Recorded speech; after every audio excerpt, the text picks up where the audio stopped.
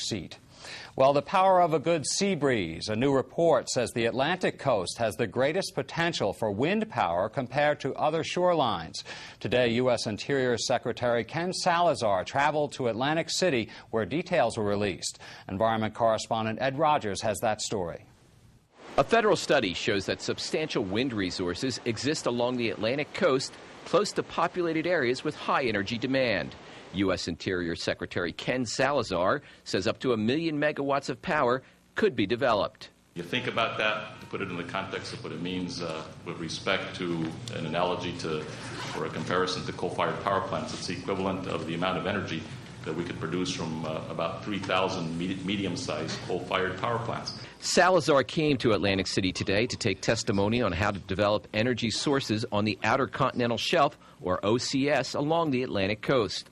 A moratorium on offshore drilling has expired. That same study found that the Atlantic coast had the smallest potential for undiscovered oil compared to Alaska, the Gulf of Mexico, and the Pacific coast. Despite the results, industry officials say some exploratory surveying should be allowed. What we need really is a balanced energy policy. Let us take a look off the coast of Jersey and see if there's anything out there. Maybe not, as far as we know, based on 25-year-old data.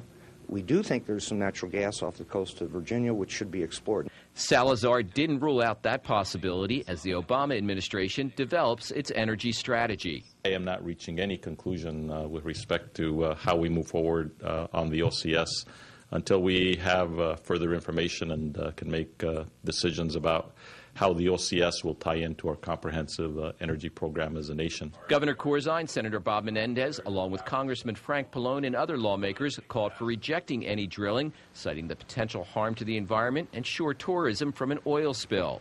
Environmentalists and ocean advocates want to see more renewable energy, like wind, promoted. I see it as something that is way more innocuous than offshore oil and gas.